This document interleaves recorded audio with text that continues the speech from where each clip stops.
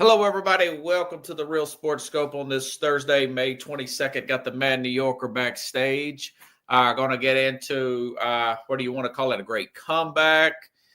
You want to call it a choke job, whatnot. We're going to get into that next game, and I can see the Mad New Yorker chomping at the bit for that. We'll talk about that. Brock Purdy. I haven't forgot about the Brock Purdy contract. We'll talk about that as well. Oklahoma City Thunder. Minnesota Timberwolves game 2 tonight. We got to evaluate game 1. Got to evaluate what we saw from this series so far. So stand by. We'll take our first and only break. We'll be back here momentarily, and we'll hit the ground running here on the Real Sports Scope.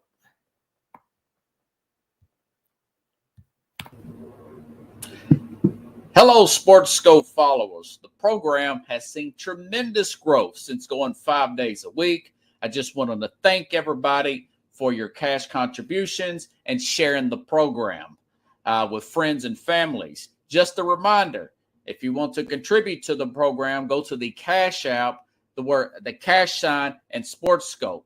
There are other ways to contribute to the program listed at the bottom of the screen. If you want to advertise on the program, go to sports, that is sports with an S, another S, scope, SKOPE, at gmail.com, just like it's listed at the bottom of the screen.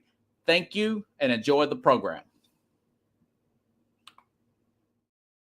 All righty then. Let me get our sound situated here, and we'll bring in the Mad New Yorker.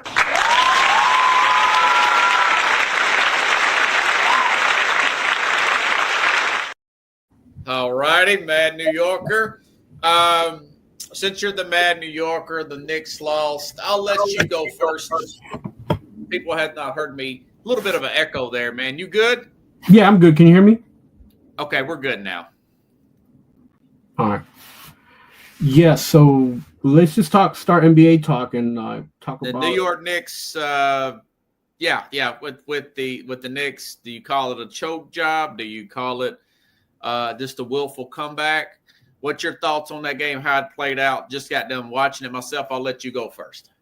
I think that the Knicks came out, with a little bit of urgency, but you could tell that they had very little stamina and very little, they weren't prepared for, after making a run, keeping them from getting a run on them. So I think it's a little bit of coaching in there that they could have done. But, this is a team that was falling behind 20 points and would come back and use that formula to get through the first 2 teams that they played. And this was the first time they actually had a 20-point lead on a team, and they couldn't sustain it. So my opinion is that they were A, tired, and then B, the coaching didn't step in. Tibbs didn't step in. He could have stopped the Knicks from throwing up shots and trying to go 1-for-1 with Indiana while they were making a run. Every time Indiana shot one, the Knicks shot one, and they missed. The Pacers were moving the ball fast and scoring fast, where they would, within 30, 40 seconds, they had 3 shots, and the Knicks would have 1 or 2, and they would miss those 1 or 2. So that enabled the Pacers to come back at a faster pace, so to speak, when they were in the end of third and the beginning of fourth quarter. So when they were already tied, or they were going back and forth in the fourth quarter, there was no urgency from the Knicks to slow down the game. They were pretty sloppy with the ball handling. Yes. So that's again, has to do with stamina and also coaching. Tibbs could have called a couple more timeouts during the third quarter to stop the bleeding. There's just a lot of small little things that the players did that the coach could have just stepped in and been like, let's calm down, let's get it together. The Knicks aren't the best defensive team in the NBA by far. They play decent defense and they play good clutch defense, but that, again, this is a team that's been coming back from 20 points to get back into a game, where this time they had to sustain a lead and they couldn't do it. So because they haven't done it before either. So This is you're a casualty of a consequence. This is a consequence, man. Like, you're not used to doing these kind of things anyway. So, and you're playing a team that's essentially 3 years younger than you are, right? The average age on Indiana is 25, and the Knicks are 27, 28, close to 20. Okay. Right. So they got beat by the younger kids. That's what it is. Go to sleep it off. You come back and fight another day. Like, you got nothing else to do. The Pacers did what they were supposed to do. They put the ball in people's hands. They played the game on the court, and that's what you got to do. Yeah. First, watching this early on, I noticed they got off to a really good start. Indiana did, shot ridiculously 60-70%, hit everything they threw up. That being said, Knicks are the better team. I mean, naked eye, watching this whole game, looking at points in the paint, looking at points of looking at rebounding edge, 7.7 rebounding edge. You look at points in the paint, which is huge. Offensive rebounds, which is huge. Obviously, the Pacers shot 40.5% from three, and that's just a lot of that was just throwing stuff out their rear end. There was a stat I heard. Knicks Mitchell Robertson, 39% of missed shots or in playoffs, the most they've got to play, the most by any team. 39% of missed shots, he gets rebounds. So they have that big rebounding edge, and you're up 15 points. I made a note here. They're up 14 with 6:52 to go, and Towns is taking a wild 3-point shot. He took two in a row. Yes. With 20. Well, tell the audience here, with 24 seconds, 20 seconds, 18 seconds left on the shot clock. It's basically like trying to overthrow a long pass when you're up big and you have a running lane to run the football. If you're doing a football analogy per se. Towns is he is almost to the point he's an inch away for the podcast audience. He's an inch away from me calling him a double-edged sword like a Russell Westbrook per se. Even late in the game, Carlos, if you notice, he takes the ball inside when they're inside a minute. Instead of the coach, you're right. Thibodeau's got to say, hey, bring it back. He's sitting there taking layups. It's not to score. It's to run the clock down so they cannot score. They cough this game up like a cat coughing up a hairball, but they got the better team. This feels like to me, I'll say this and I'll let you, Claude, chime in. This feels like to me like that comeback a few years ago the Boston Celtics made in Game 1 against the Golden State Warriors. Ultimately, the Warriors beat them in 6. They should win. If they lose, it's all coaching because they went 8 deep, and, of course, the Indiana went 10 deep. I don't think that's a big disparity with the benches. What do you think? Yeah, and like you're right about those things. And, when they were trying to run the clock out, they just seemed like they didn't know what to do with the ball. They didn't know who to go to. And they it's just a terrible handling job. Poor passing. It's one thing to keep Towns on the 3-point line in the first, second, and third quarter. It's the fourth quarter. Keep him inside, force Indiana to try to stop him, to try to get an inlet pass, force Indiana to play deep. They had never in the last 5 minutes of the game played the game to have Indiana try to catch. Indiana was in a flow, in a rhythm. They just kept going back and forth, up and down the court. And they never tried to stop them and create their own tempo, just, in any which way. And, throwing up those 2 shots in a row, the threes that didn't go in, trying. It's okay that you go for a layup. I mean, don't go in for a layup, but try to pump and get the foul, stop the clock, take a couple more shots, and expand your lead a little bit. No small things like that. Nothing like that. And when you don't do those small things, then you deserve to lose a game, man. I'm sorry, but you had the ball was in their court. They had home court advantage. They had Brunson scoring more than 30 points. They had Towns scoring more than 30 points. They got guys scoring more than 20 points. You're right. They had the better team, but they did not play the better basketball. And that's what made the difference. Rick Carlisle outcoached Tom Thibodeau in this game.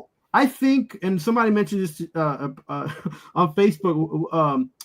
What's this guy's name from Austin P? Kevin? Kevin, Coach Carroll? No. I'll see his name. I'll mention him later because I was hoping to maybe do some work with him. Mr. Governor? He said that Rick Carlisle, our coach, I was like, did Rick Carlisle actually outcoach Thibodeau, or did the Pacers player actually play better in the end of the game? That Rick Carlisle didn't have to coach them up; they did all the right things. Yeah, So Towns has. I think Towns does not listen well to coaching. I just see it in his body language. Because for one thing, he takes too many threes for a big man, and he's a great free throw shooter. They said he's like 92% in the playoffs. Yeah, so why not just double pump, double fake, and get fouled and sit at the foul line at the last? He's got to stay in the paint. Yeah, Turner can't guard him. Neither can Siakam. And going back to that Mitchell Robertson, 39% second chance points when he's in. Now, Robertson can't hit the broadside of a barn. You can't have him in late. But he's getting 22 minutes. That dude would get about 25 minutes in the next game. I do like the rest. I like the early strategy of the Knicks of using a lot of passes, doing a lot of high pick and roll, getting into the clock. It's like they just don't stay disciplined to the game plan. It's like we know we can win running the ball, but we want to throw just to show we can throw. No, just play in that flow, man. Not unless something happens, you get down. You're the bigger, more physical team. You can win. But if you play full court, you cannot play over 120 points a game. That's going towards the deeper, faster, more athletic Indiana team. That's not good. You got to keep it down low. I'll say inside 115 is what the pace, and that's 2025 talk. That's not typical Knicks back in the day, 98, 92 crap. These guys, they're not going to outrun Allen. They're not going to outrun any of these guys. That Siakam, they're not going to outrun anybody. Burton or Neuron or whatever. Yeah, these guys, they're not going to outrun the team. Is younger than them. The team had 2 weeks. And they're thin and frail. They've got that. They're lean. Yeah, they just got. I don't think the age is a big difference. Oh, here. the age. Yeah, it does, because you look at Towns and he's a heavy 32 plus year old. Well, he is an older player. Yeah, he got 10 years plus in this is what 10th year, 11th year in the league. He's not going stride for stride. He's like 30. I think he ain't going up and down the court. He's not, he's heavy footed, man. And that's true. Yes. Indiana takes advantage of that. There's nobody in the middle. If he just scored or just got fouled and coming back from a foul and running up the court, Indiana's already there setting up and they're ready to attack the inside. So I'm not saying that Towns is a bad player. I'm just saying that the Knicks have to slow down the pace to make sure that everybody's situated and everybody can go and move on, because they are surrounded by younger, quicker. Maybe not as maybe they'll be maybe they're as fast as some of them are just as fast as other players, but they not quicker. The Knicks aren't quicker than the Pacers. No, I don't know who's quicker, the Pacers or the Thunder. So those are the two quickest teams out there. And Robert, those are the two right now teams in the NBA leading the NBA in scoring opportunities. Those two teams. Yeah. The Thunder. Well, they got the pace, yeah. And the Pacers, right? So they're the two of the top teams that have under 25-year-olds, average of a team that's under 25-year-olds. So age does matter, Robert, especially if these guys are going in series where. Well, I think it matters when you're a Lakers or for God's sake, a Golden State that's 35, 37. I don't think it matters when you're both under 30, unless you're a heavier team per se. And you're right, the Knicks are a little bit thicker, but you have size. You can't. The Pacers aren't going to grow any bigger. If the Pacers win this game without injury, it's because the Knicks gave them this game. It's because the Knicks were out cold. So, and remember, Rick Carlisle won an NBA championship with the Dallas Mavericks some years back. So you got to keep that in mind if you are the New York Knicks. I think they're going to be okay and still win this series, but winners of game one, that's crucial, man. That is crucial. Yeah. That is, there's a little room for error. Yeah, and I feel like, again, and I've been talking about this, the New York fans have been going crazy as if they won the Super Bowl or some kind of World Cup or something, like they're back in the playoffs. That's great. But this is New York, and what I don't care about being in the playoffs. I want to see championship runs. Like, I want to be in the stands watching a championship game. I could care less if you beat the Pistons and anybody else. Like, none of that stuff matters. Like, the game that's tomorrow will matter tomorrow, and that's it. Take it one game at a time. And I'll be driving I'll be recording. Do not text me. I'll be watching it on delay. I mean, you could, I guess. I just won't look at it. But I'm just telling you, I'm not going to reply. But that was frustrating last night. I'm sure you wanted to just scream. The only thing that upset me was, like, this is the first time, Robert, in the playoffs that the Knicks were ahead close to 20 points on a team. They weren't coming. They didn't have to come back. They didn't have to work as hard. That's true. And they were not able to sustain any of it. It was just frustrating. And, terrible passing, terrible shots, missed dunks. And now, granted, Indiana was almost doing the same thing, which is why they fell behind, because they had terrible passes in the beginning of the game. They had dunks that didn't go in. They were shooting threes. The guys who weren't supposed to be shooting threes were shooting threes. So, it was happening. And it felt like I was watching the Twilight Zone, and all of a sudden, again, the Pacers were going down. In less than a minute, they had like 3 or 4 shots go in, and the Knicks had taken 2 shots and didn't go in. Okay. Right? I did write down one more note that I want to tell the audience here. They're up 8, which is essentially 3 possessions. Right. Okay. With a minute and 20 seconds to go, Chad, and why do you blow that lead? Okay, 24 seconds. 24 seconds. That's practically what? 3.5 possessions? And Towns is taking the ball to the rim and not running the clock down.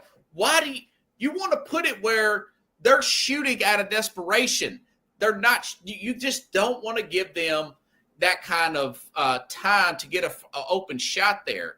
The clock is your friend at that point. Brunson's got to have the ball almost at all times at that point. That freaking Towns will screw up a free meal. He's just not used to winning. Hopefully by the way, there was a video that leaked out of these guys arguing on the bench at the end of the game. They care. I think they're going to make the adjustment. They got a lot of team chemistry, but up 8 with 1:20 to go. I'm sure there was a pretty loud film room today watching that. You've got to let them earn it. You beat them 99% of this game. You had it. I mean, like, again, Thibodeau did not take advantage of the timeouts and being in the timeout, calming people down. Like, and Brunson was sitting resting because he was already tired. He did get some good rest in this game. He got 5 minutes while the Knicks were getting scored on left and right. But again, even if you put Brunson in, you're not getting defense. You're getting him attacking the basket, and maybe the 2 shots he took, one will go in. So that's something that you got to think about too. Like, I don't know, man. It's just, we got a good quarterback in there with him. Let's talk about this other series. Get your thoughts on Minnesota, Oklahoma City. Is it over for Minnesota, or do they come back and make this a series? If they come back and make it a series, well, no, not if. Could they? Could they come back and make this? Because and I know people don't like looking to what they have done prior to the playoffs, but they were essentially a team that made a run. Like, what was it? 10? They won 10 games in a row or something like that. Oklahoma City or Minnesota? No, Minnesota. Yeah, they did. Right? Down the stretch, correct. Right, down the stretch. They were like 10 in a row. So They have it in them. The problem is, I feel like the same thing. These guys are under the age of 25 years old. The guys that are older are holding them back. Guys like Randall, like Conley's 150 in basketball like years. You would think that, okay, he did very well the first 2 quarters. You could have just shut him down from there and then brought him back in the fourth quarter. You could have shut him down a whole quarter, and moved the young guys around him. And then brought him back because you're not gonna get, you're not gonna get the same out of him that he had the first 2 quarters. So, I don't know. I think it's just poor player management, poor player decisions, and some of these shots are taken and some of the things that they're doing. DiVincenzo throwing up threes, trying to get hot. Like, bro, make a basket, make a layup. Just try to get a rhythm going, but don't just shoot up shots and you're hurting your team, man. The possession tends to go to the other team then on a offense on a defensive rebound, and then they break away. They're fast enough to make a break, breakaway for that, and it just looks like, again, the coach is not stepping in and trying to slow down the game, trying to get the guys back in the rhythm. I think that if the Timberwolves win a game or two, they're not going to win more than that. I don't think with the team that they're playing against and they're up against, that is a first and the best scoring proficiency in the NBA. They're not going to beat this OKC. Yeah. Something. This year, these last couple of seasons, it's really hard to get a feel for how these playoffs are going. It's really hard to make a prediction because history will tell you. The average age is 23.9 on the Oklahoma City. They would be the youngest team ever to win the championship. Yeah, under 25. I talked about this yesterday. It's really inside baseball crap. But with this new CBA, there's a term called apron that has been implemented where you can't simply stack teams, okay? And it's more about roster construction and whatnot. And basically, you're throwing off the traditional way we've always looked at and saw as far as historical standings, per se, like the Boston Celtics. When they were about this age, when they was trying to get past the Cavs, they could never get past the Cavs. Like the Bulls, go back many years. When they were very young, they could not get past the Pistons. But this team, they're skipping all that. They feel like the best team in the league, man. I mean, to go Game 7 with Denver like that, and to just beat this team like that with all that rest. And by the way, and I mentioned this yesterday with Jeffrey Deskovic, 54-20 point edge in the paint. Oklahoma City had against Minnesota. So Gobert's going to have to find some offense, and your Randalls, they're going to have to get better in the paint, or this thing could be over with in 5 games. So Minnesota can come back, but I would have picked Minnesota because of their experience coming in. So I would have been wrong about that. Yeah, to be honest with you. So and like we talked before about Minnesota, so Gobert would have to average 20 plus. Yeah, Randall would have to get 20 plus. Have to, not like. Maybe no, you have to get. He had 28 the other night, but that was all threes. Right. He had 28 you can't live off that. DiVincenzo has to average 20 plus points. And this guy is going to score 30 points. Maybe if he can do it. Anthony Edwards, he can score. He can get 30 points. That's not Edwards can get 30 on this defense. That's not a question. It's a good defense. Right. Elite defense. But Gobert, he going to get 20 points? If you can get about 14 and about 12 out of him. No, you can't. He has to get 20 points because, and here's the thing, because the interior defense of OKC, they're lanky, but they're not tough or rough or they're not thick. They're not thick, right? So Gobert. In other words, if you get Hardenstein in trouble, you got a chance. Right, that's correct. Because Holmgren, he just push him out of the way. He's like a flea, you know. Well, Holmgren's more of a he's more of an outside inside player anyway, which I never understood. But anyway, you have Gobert. You're the older guy. Yeah. You're the one with the most experience. You have to get you 20 points. You can't just be in there and getting 10 rebounds and 5 assists and think your game is over. It's normally not his game, but that's going to have to be your strategy, or you're dead meat. They could get swept. Now, because Randall's not going to get 25, 30 points every game. Randall's got to get a higher percentage. They're going to have to play inside out instead of outside in ball. And they're going to have to muck it up and try to get these players in foul trouble. Right. If not, they're beat. I mean, Oklahoma City, I was saying this yesterday, it's like they got 7 or 8 guys out there. You know? They're so fast to the ball. I mean, they're impressive, man. Right now, if I didn't know this age and all this history, I would say they should be the favorite to win the whole thing. And Presti, man, he got Executive of the Year. I've always liked him. I've always bragged on him, but he doesn't have a ring.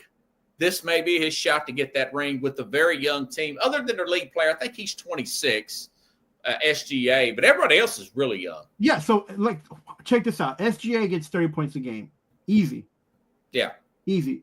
Edwards gets 30 points a game. The difference is on OKC, their bench players are getting 12-plus points a game. All 20 of them that come out. Deep. They're the deepest team out there, probably. Where on the other side, you're not, again, and I kept saying this about Randall. Yeah, he will have his games, but he's not consistently making those points. So you can't depend on that. So who else is going to pick up the slack? DiVincenzo, he ain't been shooting well. He's so. It's gotta be Naz Reid. It's gotta be Daniels. It's those guys. Did Fingenjo, forget about Fingenjo. He's a 7th or 8th or 9th guy. He should be an off the bench guy. Reid's got to play his role. Yeah, Robert, but the problem, you cannot throw DiVincenzo out of the equation because he's getting the most minutes. Well, that's a coaching. You're giving him 30-plus minutes, Robert. So you can't be like, oh, he's a 7th option to score for you. No, if he's the one, he may have to change his starting lineup. Yeah, if he's the one in bench for that head coach up there. I'm telling you, bro. And this is something that we discussed when the Timberwolves were playing Golden State, which I was like, I don't think they're gonna win and beat Golden State. But I picked Minnesota because I knew Golden State was 100. I go to Denver. I was like, I was very. There was a lot of trepidation to try to choose Timberwolves. You picked Denver, didn't you? I did. But the problem with Denver was that they couldn't get over their injuries. These guys were playing too many minutes injured, and that was terrible coaching. So I mean. Oklahoma City's deep, man. They're deep. They're energetic, and the moment's not too big for them. No, and we often talk about it. Remember, if you want to win a championship, you got to be what? Young, 9 deep, 8 to 9 deep. Remember? Yeah. Well, that's the thing now. It's about your general managers finding bench players that can play valuable minutes. This is the NBA in 2025. We'll have the 7th champion in the last 7 years. This is the most parity the league has ever had. Nice. Do you like this? That's unpredictable. I like it. I'm okay with not having a Golden State just run roughshod on the league or Lakers like that. Some people don't. I do. What are your thoughts about that? Because that's where this thing is going. Yeah, I don't. The parity doesn't bother me. I think what bothers me more right now is everybody looking for the foul and everybody that's like not playing out the game, not stop the stoppages for some of these failing falls and these fouls that don't exist, or the foul that does exist, but and then I don't think that the punishment is adequate. So it's like it's one of those things that they're trying to figure out. It messes with the momentum of the game.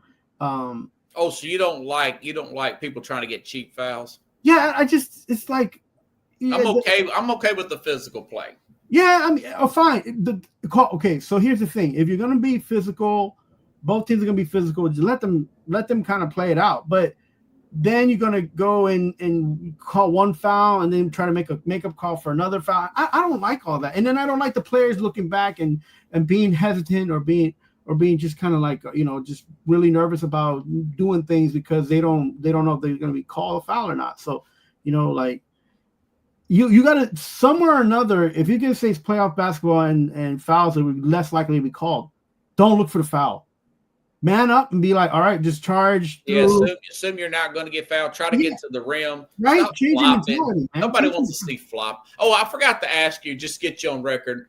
Do you think the Knicks are going to come back and win this series, or you think Indiana's going to win it just by taking a road win?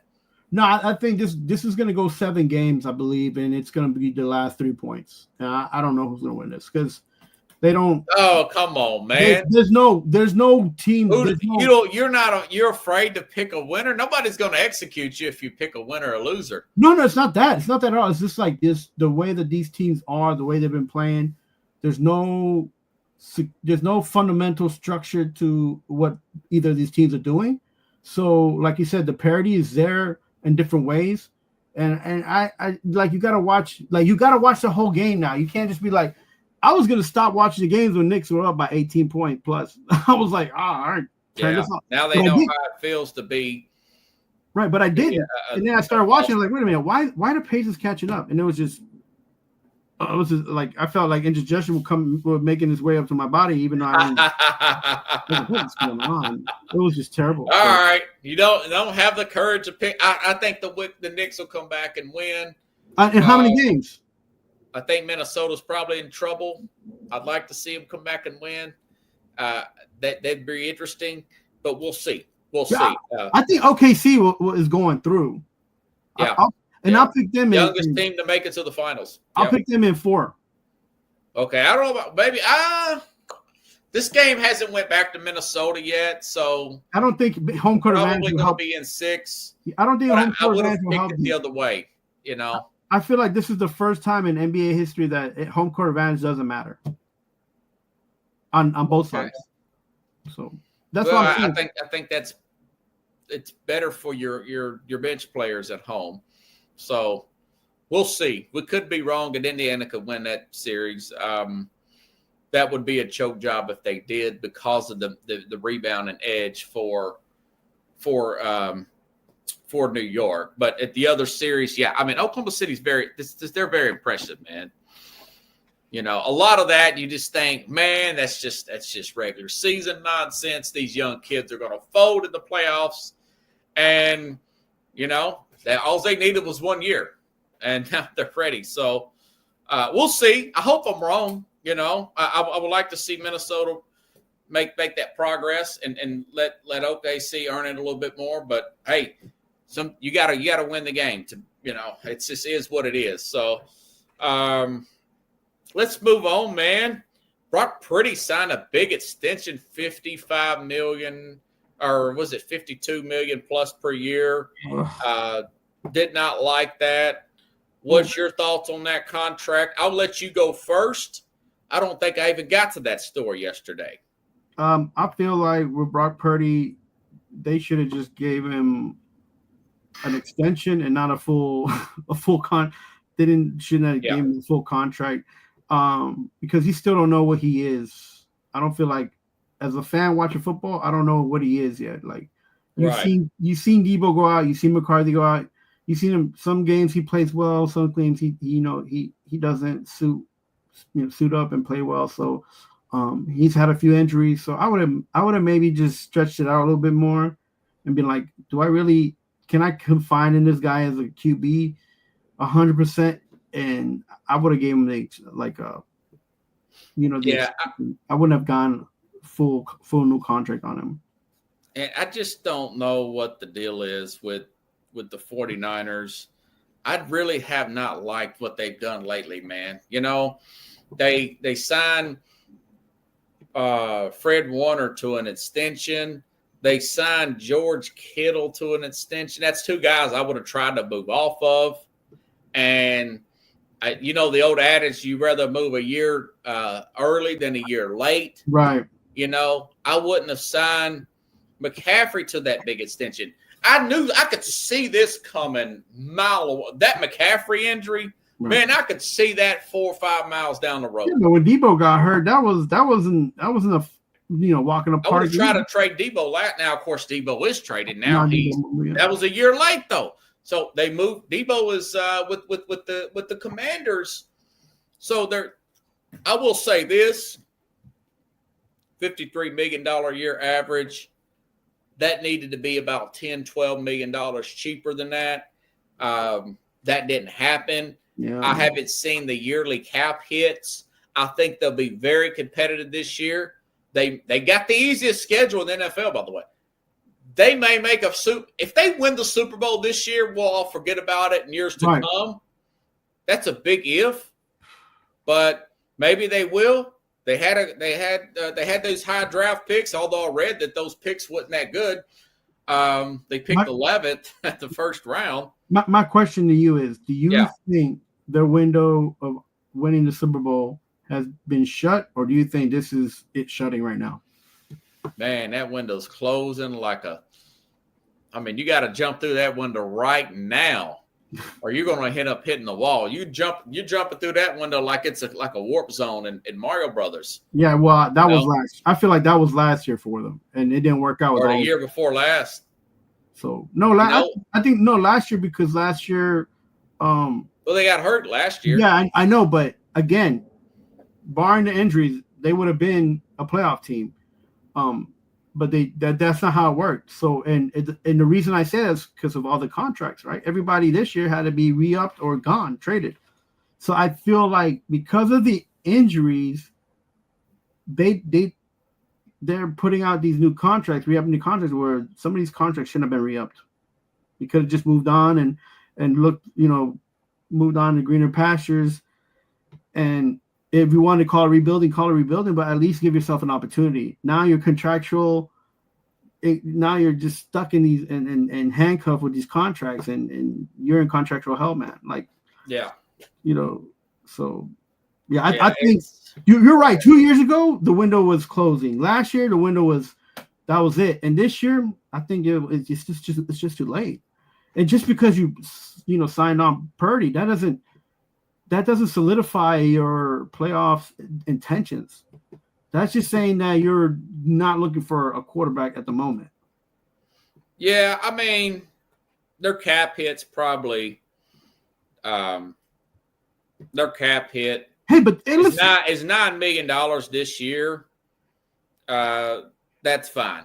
That's fine. It's 24 next year, then it goes to 30, then 57, and then. And 29 and 30, it'll be 72 and 64.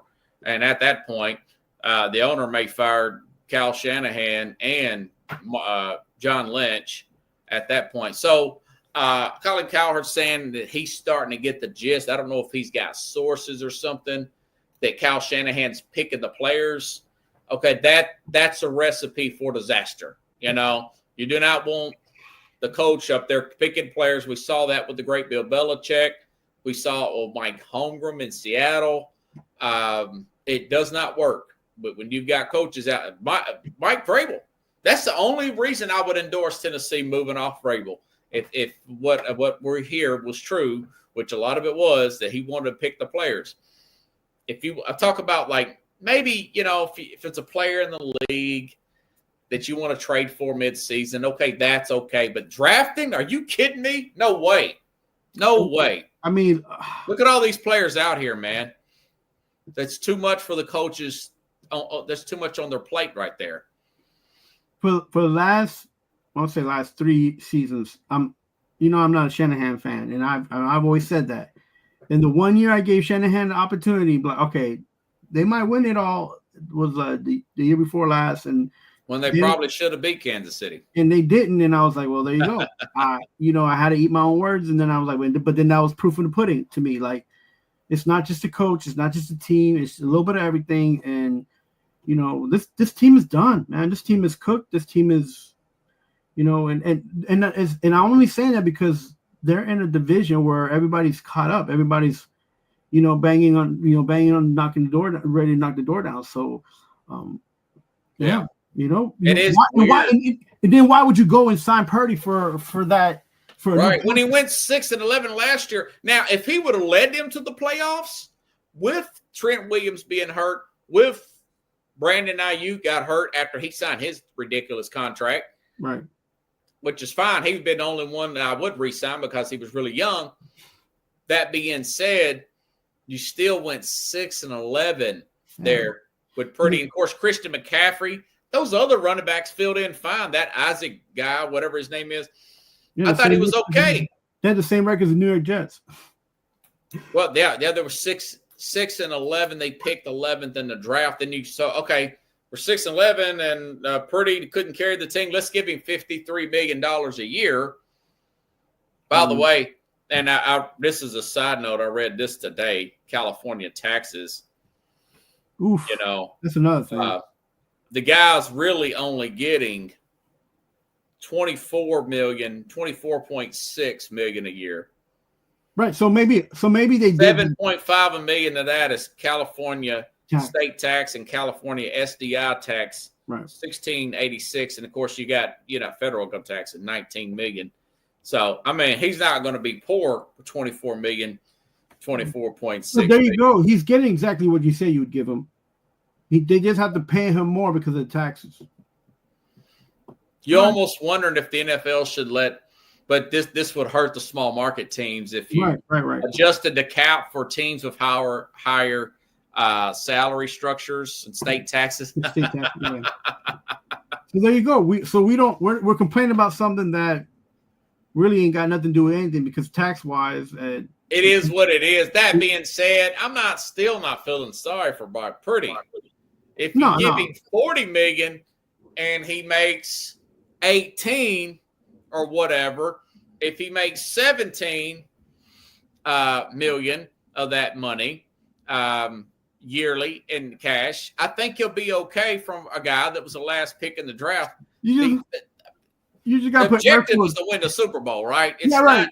You just got to put air quotes. Sign 50+ million, but it's actually worth 20. Real value, state value wise.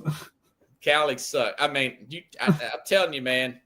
Maybe if Fox Sports gave me a job out there for a few years, but I would tell them you got to pay me on Tennessee state taxes. I'll do the show remotely, man. You know?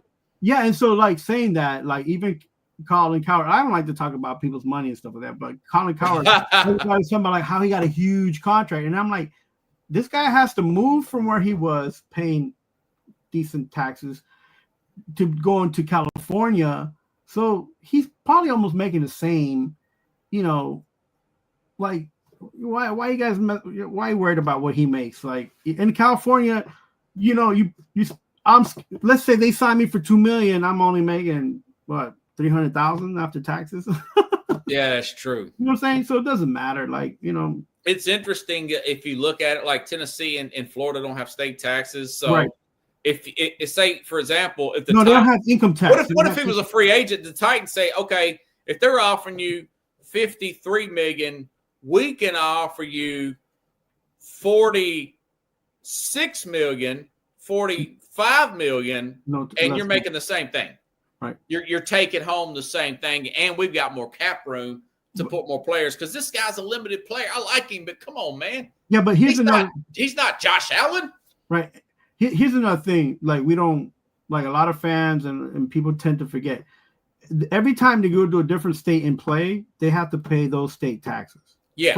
For that. But you have the majority of your games at home. Right. So, and I'm not saying these guys aren't making any money, but they are their representation or whoever's getting the checks are very aware of what money needs to get paid out. And, I'm not gonna lie, it's still a nice cush job, but it's still a headache to have to be worried about what you have to pay out at the end, So well, your accounting will tell you that ahead of time. Your agent should have all that stuff figured out. I remember, and I know it happens less and less, but I remember back in the 80s and 90s, some of these ball players were looking to be getting some time in the penitentiary for evading taxes, and they didn't even know it. They were just playing baseball, right? Yeah. You hire somebody to take care of that, and sometimes it just gets overlooked, man. Like, so Steve Harvey said this the other day or a while back. He said he got in some tax trouble because he was giving his accounting the check and for his taxes, and accounting was cashing the check and he was never paying his taxes. And the guy died and Harvey had to pay back all these back taxes or go to jail. So you're right. You really, in my accounting, he tells me what it is, and then I send the IRS to check myself. I just do it that way. Drive up to the Department of Treasury. I don't drive up across state line. I just send it in the mail, and it comes to my account, to the Department of Treasury. But going back to Purdy, man, I think they need to go all in this year because I don't think it's going to work out for them. But we'll see. We'll see. Philly's paying everybody, but the problem with Philly is they draft so well. Well, Robert, last question.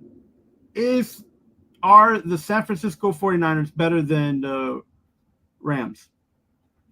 Well, when healthy. Oof. That's a good question. That's a good question. There you go. That's a good question. Now, mind you, Stafford is 1 year older. Stafford, Father Time is going to catch up with Stafford, and they don't know who their backup is. That being said, Trent Williams is 36, 37, their left tackle, and I can see issues being with them as well. So I got a feeling they're going to end up winning that division. The 49ers are going to go. I think they're going to make a run this year because they want to prove to everybody they're right. And then I think they're going to fall off a cliff next year in 26, in 27. So, that's my prediction. What's today? May the 22nd. We got to make sure that people aren't injured in training camp. Of course. Right. No. Well, so I have Arizona, Los Angeles, and then San Francisco. Well, we don't know how good Sam Darnold's going to be with the pretty good Seattle team. That's a good division. Yeah. Arizona's doomed to start fast and finish slow because they've got Kyler Murray there. And that's the story of his whole career. Start fast, finish slow. I know they got a good defense. Any thoughts on Nick Sirianni getting an extension there? I know he had a year left on his contract. Yeah, so I don't know how they announced how much he's getting extended for, or he's still keeping that under the wraps. I just know that he got extended, and so the talk is it's 2 to 3 years. I find it fishy and funny because there was talk about him maybe getting cut and released last year. The head coach. Yeah, because remember they had changed. They had the bad year last year, didn't they? The year before last. They changed out all their coaches before the season started last year. Like some of the coaches that he wanted there, they ended up moving on, and then he was the last coach, one of the last coaches standing, and then they had new, position for a coaches. Year. So I, and he's done the whole talking to the crowd, and then over talking some of his players. I don't know. I just if he got extended, fine. He's not a terrible coach. I just think there's a lot of small stuff with him. Sometimes it doesn't need to be there, and the focus gets lost between him and the actual team. But look, the Eagles have a good team. They got a good general manager. They got an okay coach, and they'll be all right. I don't think he lasts more than 2 seasons there anyway. So the extension is just about right anyway. So I think the only team that can beat the Philadelphia Eagles when healthy is the Philadelphia Eagles, man. Yeah, I think that team's going to be up and down emotionally all year. Right, yeah. It's really going to be hard for them to stay motivated, if you ask me. And Sirianni is going to have to dig deep within himself to do that. I don't know if he's got the discipline to do that, to be honest with you. Yeah, I mean, he's our age, so we'll see what he's got one of the best winning percentages. In the 2 years. Last few years, it's like 702 or something. And I thought, man, you talk about some really misleading stats there. Yeah, I was about to say this dude has got such a deep loaded team. And I was reading a book a few years ago. I think it was back when we were in college, man. And it talked about Good to Great Companies, a great book. It talked about just the team, the great companies versus the good companies, where the under management was stronger than the general management. Right. And I thought about a guy like Nick Sirianni having those new coaches there, having those 2 new coordinators there, Keelan Moore, and what's our guy's name? That defensive coordinator there that they got from Miami. It's a very good coordinator. Yeah. Very good coordinator. And all he had to do just be there, just be there and not screw things up and not get say into a too fist much. fight. Who was his name? He didn't have to say too much. I can't. I know who you're talking about. I can't remember his name. I know he used to be a head coach. That guy's just coordinator. He's still with them, but remember they lost more. I think I forgot where he took over now as a head coach. I want to say he went down to. I think he went down to the Saints or something, didn't he? The coach went to the Saints. No. Where's he a head coach at? The Saints. I was correct. Okay. Keelan Moore, 36 years old, head coach of the Saints. That's probably going to be a disaster. Eagles. But the good thing about the Eagles got running for him is this guy's he's not head coach. Vic Fangio. Yeah, Vic Fangio. Yeah. Very good job with Denver as a coordinator. Did not fit in well with the culture down in Miami, which I don't know why. I think McDaniel may run too loose a ship down there. No, I just with over there, I just think that the defense there was too young, and he didn't have the one guy he can depend on or just wasn't that good. I just think we're too young. It wasn't good in the trenches. Like the Eagles are very good in the trenches. Right.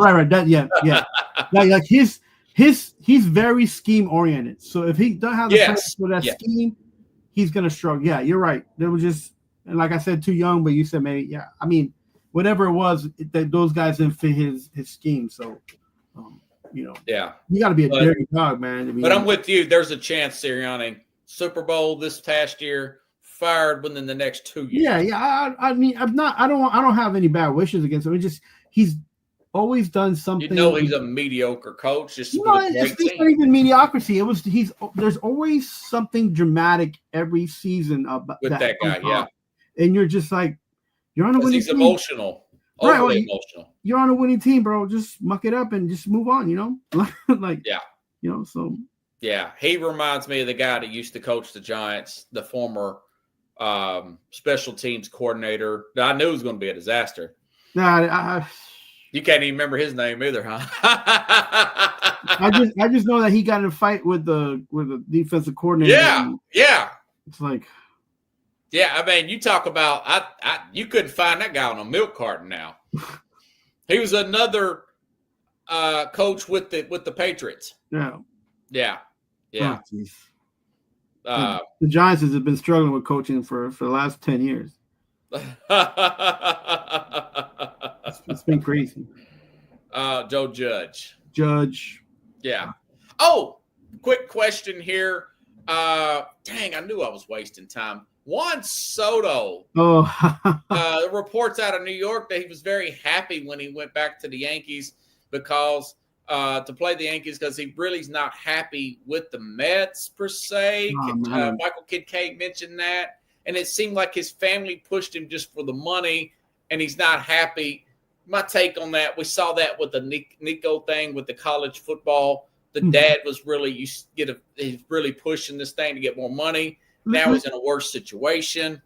I think, man, once you get 18 years old, and I speak for myself only, listening to friends and family instead of my own gut instincts. Yeah, man. That's why I'm not more successful than I am now. I really think, young men out there listening, listen to your instinct. Once you're old enough to make your own decisions, listen to your instinct because you got to live with you. Yeah. What do you think about that report, man? I think a lot of it is just a bunch of hooey. Like, he's in New York for a reason, and that's just to get paid. So whether it had been the Yankees or Mets, he probably would have been feeling the same way because the money is here. So he's only living across town, right? Right. So, like, I don't think it's a team aspect. Can somebody please give credit to these pitchers who've been pitching well to the Mets and the Yankees? Like some of these guys going out there. How did that series turn out? Who won that series? The Yankees ended up winning that series. The Mets only won one game, but like, look, 2-1. Yeah, like these pitchers in the last 2 weeks against the Yankees and Mets have been doing very well, and they need to get credit sometimes. Like, yeah, this guy's a super good hitter, but he can't hit what he can't hit. Right. And he gets walked. He gets, he'll get a pop up here and there. He's not doing well. I agree. He's not doing well. Should he not be doing well? No, he's $1 million player, right? Multi-million-dollar player. But at the end of the day, too, it's like he can only do with what he's getting, and they've been throwing at him. Do you think he's pressing because he's got this big money? I think that this is baseball, and just give him a little bit of time. He's on a new team too. Maybe they move him up in the lineup to hit. Just give this guy a little bit of a break to get comfortable, right? Like, yeah, it's not even June yet. Let him break into a suit. Like, if he's doing the same things that he usually does. The only problem is that he's not banging out home runs left and right every single night. And so you don't think you think all that's overstated? Yeah, I think it's all overstated. Like, whether he got money from this team or even the San Francisco Giants or anybody else who want to throw money at him. Like, the problem is, and I heard somebody say this, and I think it's very relevant to what I'm talking about. And speaking of, it's like if you're going to go see a basketball game when Jordan played, you're not out there watching a basketball game. You're watching Jordan. You're watching everything Jordan does, because he was the man. He was the man at that point. He was the one getting $1 million contracts, and he was on TV and all that. This is the same thing with Juan Soto. So people want to say things and come up with things, and who don't know, and even myself, I'm not like coming up with things, but I feel like if every single player goes through this, when they go to a new team, they make adjustments for you. You gotta, you're breaking in the uniform. Sometimes you get in a hot start. Sometimes this is baseball. This ain't basketball. This isn't football, man. This is baseball. Yeah, there's things to do. And you're meeting new friends and teammates. So yeah. Anything you need to plug, Chief?